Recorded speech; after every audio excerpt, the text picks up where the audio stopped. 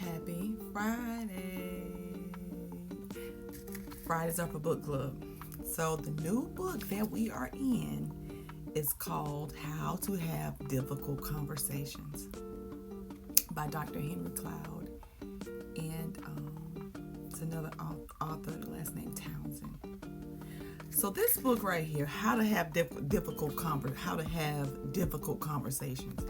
When I say this book right here, so I purchased it on Audible, and I also ordered it off of Amazon, the physical copy, because this book is going to be a game changer. And this book I want to keep in my vault, something to pull on when I need to, because a lot of people struggle with having these hard conversations. So I'm going to share my takeaways from the first 3 chapters of the book, How to Have Difficult Conversations.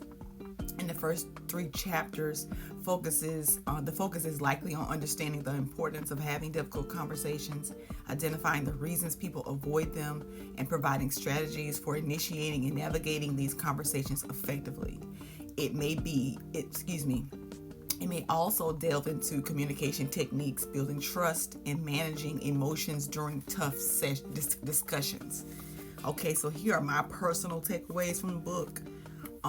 In the introduction, they talk about resolving relational issues are at the forefront of people's mind, and many people have a hard time setting boundaries. Confrontation is essential to success. Successful people confront well. They make it a part of their ongoing texture of the relationship. The Latin part of confront means to turn your face towards something or someone. Setting boundaries and confronting is the most loving thing you can do.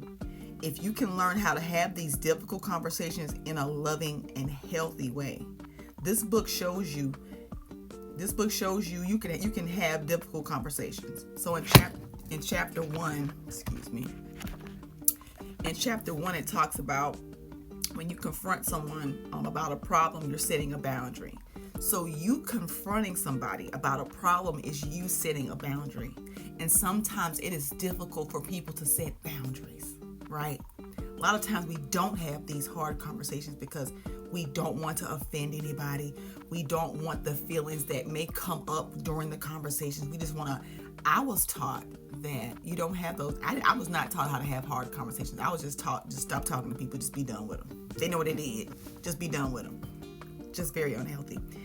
And so boundaries help us define what we want and who we are. All right, we got to have those boundary conversations.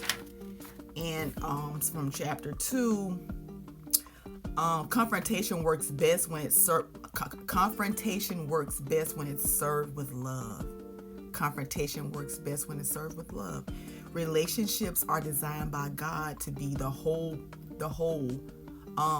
more parts of you, and so as strengths in your abilities and your skills. Confrontation brings empowerment. It's some more stuff I left off, but confrontation brings empowerment. When you have that hard conversations, I like to call it a confrontation, right? Because to me, confronting, I had a negative belief around that, but I'm glad he broke it down, because excuse me, that did not mean to come up, but I apologize. The Latin part of confront means to turn your face towards something or someone. So confronting means I'm looking at you, you looking at me, or I'm looking at something, right? It's either looking at something or someone. That is confronting. Confrontation does not mean, it don't mean that. It does not mean that at all. It means let's sit down face to face across from one another, and let's have this conversation. Conversation is that difficult conversation. Sometimes we avoid the conversation. Sometimes we avoid the people. We kind of play the silent, give them the silent treatment, and that's also dysfunction, right? We give them the silent treatment and we don't say anything to them, and then as soon as we get over it, if we get over it, then we'll just start acting like nothing ever happened. It's just not healthy, right? So this book is going to be very helpful. Like I said, I just went over the first couple chapters, and I'll give you some tips if you want to get started now, right? So I didn't get this from the book. I actually looked this up, so this is not coming from the book. I want to be clear about that. So you want to start from a place of mutual respect, right? When you get ready to have this hard conversation, when you get ready to have this confrontation, you want to start from a place of mutual respect. You want to speak to share, not to change minds. You want to be present and listen without intention. Okay? Number one, you want to set boundaries and you want to set boundaries and respect boundaries. Number two, you want to speak from your personal experience, not on behalf of others. Be open to credible sources when discussing information that is not personal. Be patient with yourself and others. This conversation does not need to be won. It's not a conversation that needs to be won. It's no you win, I win. It's us having a conversation about something that one of us care about, right? And you hope that person cares about it too. And you have these carefrontation because you care about the person, you care about the relationship, you value the relationship. That's why it is important. A lot of people do not know how to have these hard conversations. Just think about, he also talked about this. If I call you or I'm talking to you and I say, we need to talk. When somebody says that, it's like, oh my God, what did I do? So it's even the words that we use, right? You can say something like, because certain things, people be anticipating bad all the time. Like they just, oh my God, something that happened. What did I do? What's going on? I want to discuss something that happened that kind of bothered me. What would be a good time for us to have this conversation? And what it is, it's a difficult conversation. Those conversations, they are difficult. I see why they call them that. They're difficult because you're addressing things that are just uncomfortable, right? But the only way we move past that is we have a conversation about it. So it's really, you have to be intentional about the words that you say. You got to be intentional about the tone that you use. You got to be intentional about the way that the environment that you're in. If you're in an environment with a lot of people in and out, you want to make sure you're in an environment where you won't be disrupted, right? Maybe you need to go to the park. Maybe you need to go for a walk. Whatever that is, like, because sometimes you can't control if you're staying with someone, you got all this extra stuff going on around you. So you want to make sure that you have a good location to have the conversation.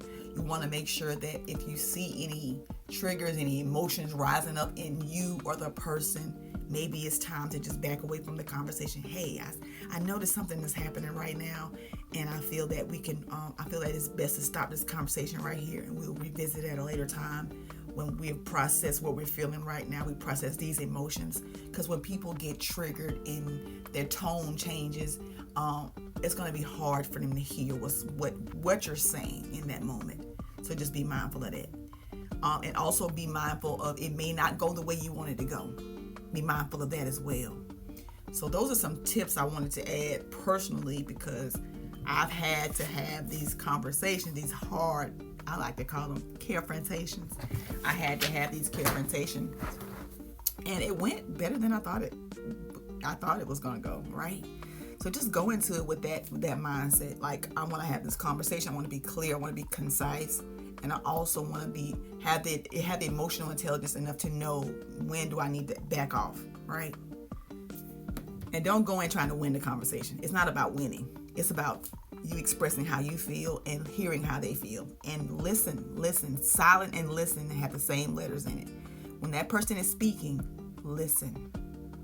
And then what I like to do is repeat back what I heard them say, just to confirm that we're clear, we're on the same page.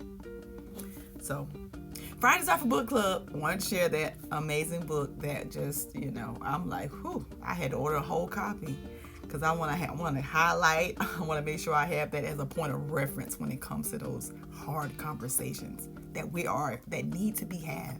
You know what I'm talking about. Anyway, that's all I got. Y'all have an amazing day and amazing weekend.